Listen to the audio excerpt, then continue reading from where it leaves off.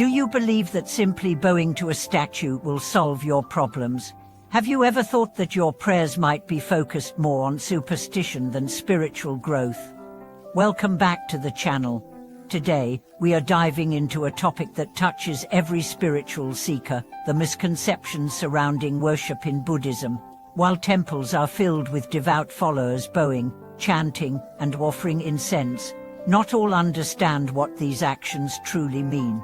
In fact, many are unknowingly trapped in false beliefs that dilute the purpose of their devotion and hinder real progress on the path. This is not to criticize anyone's faith, but to refine it. True worship is not about superstition or routine. It is a conscious act of transformation, a deep connection between your heart and the wisdom of the Buddha. Today, we will explore the hidden misunderstandings people hold when worshipping, and offer clarity on what real devotion should look like. Let's begin by dismantling a widespread but damaging belief that worship is transactional. Many people treat temples like banks and Buddha like a spiritual act. They go, bow, offer incense, and ask for blessings, health, wealth, love, protection. But they never stop to ask, am I here to take or to transform? This mindset turns worship into bargaining. I gave you incense, now give me good fortune. That is not Dharma, that is spiritual consumerism. The Buddha never promised wealth or fame. What he offered was a path, a way out of suffering, a road to liberation. True worship is not about asking for things. It's about aligning yourself with wisdom, compassion, and awareness. It's not a chopping list. It's a surrender. Another common misunderstanding is the belief that the Buddha has supernatural powers to directly interfere in your life. Many believe that by simply praying hard enough, the Buddha will stop their illness, find them a job, or protect them from misfortune. This, too, is not how it works. The Buddha is not a god. He's an awakened one. He shows the way, but you must walk it. This doesn't mean your prayers are meaningless. On the contrary, they can be powerful, but the power is not in the request. It's in the shift that happens inside you when you pray with sincerity. You become more centered. You remember your values. You align with universal truth. That alignment, that transformation, that's what changes your life, not the statue on the altar. Let me tell you a story. A man once prayed fervently for wealth. Every day he went to the temple, bowed 3 times, burned incense, and asked the Buddha for riches. But his life remained the same. One day, an old monk approached him and asked, "Why do you pray?" The man replied, "To be rich." The monk said, "Try praying for wisdom instead. With wisdom, you might learn how to become rich yourself." That day, the man changed his prayer. Months later, he had a new mindset, made better choices, and his life began to improve, not because the Buddha gave him money, but because the Buddha's teachings reshaped his mind. Another error is thinking that the more elaborate your ritual, the greater your merit. People build large altars, offer expensive gifts, chant louder and longer, not always out of devotion, but out of ego. They think external grandeur equals internal virtue. But Buddhism teaches the opposite. The simplest act done with sincerity surpasses the grandest act done for show. Remember the story of the woman who offered a single flower to the Buddha. Others mocked her for not bringing gold or jewels, but the Buddha smiled and said, "Her offering, made with pure intent, shines brighter than all the treasures in the world." It's not what you offer, it's how you offer. True merit comes from heart, not wealth. A more subtle misunderstanding is believing that worship alone is enough. Some people think they can live however they want, and as long as they visit the temple occasionally, everything will balance out. This is like eating junk food every day and hoping one salad a month will make you healthy. Worship must be part of a larger spiritual discipline.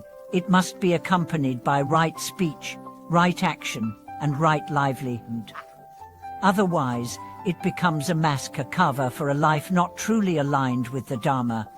True worship is not passive, it is active. It inspires you to become better, to speak more kindly, to act more compassionately, to think more clearly. If your practice doesn't change your behavior, then it's not working. The Buddha's teachings are about transformation, not consolation. There's also the illusion that the Buddha needs your worship, that without your offerings, the Buddha is somehow incomplete. This is a deeply mistaken view. The Buddha is already fully awakened. He needs nothing. It is we who need to worship, not for his benefit, but for ours. Worship is a tool, a mirror, a ritual that turns us inward and upward. Think of worship like tuning an instrument. Your heart, your mind, they go out of tune. Worship brings them back. It doesn't change the Buddha, it changes you. Let's also talk about fear-based worship. Many people come to temples out of fear of bad karma, fear of ghosts, fear of punishment. They bow not out of love or respect, but out of anxiety. This fear may push them into ritual, but it keeps them from awakening. Because fear narrows the mind, it locks the heart, and real awakening requires openness. Worship out of love, not fear. Out of reverence, what obligation? The Buddha is not here to frighten you. He's here to liberate you. When you understand that, your worship will shift from fear to joy. Another misconception is that worship is about isolation. Some people think being religious means withdrawing from the world. They spend all their time in prayer, avoiding family, community, or even kindness to strangers. But Buddhism is not escapism, it's engagement. True worship opens your heart to others. It makes you more present, not less. You don't worship to escape the world. You worship to serve it better.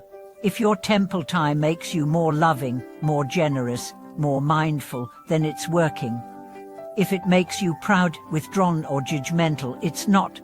Let me share a final story. A young woman once asked a monk, "How do I know if my worship is real?" The monk replied, "After you worship, go home and observe yourself. Are you more patient, more compassionate, less greedy? Then your worship is real. It's not about candles or chants. It's about conduct." So what should real worship look like? It starts with humility. Enter the temple with reverence. Bow not just with your body, but with your mind. Don't just ask for blessings, ask for wisdom. Offer not just incense but your time, your attention, your intention.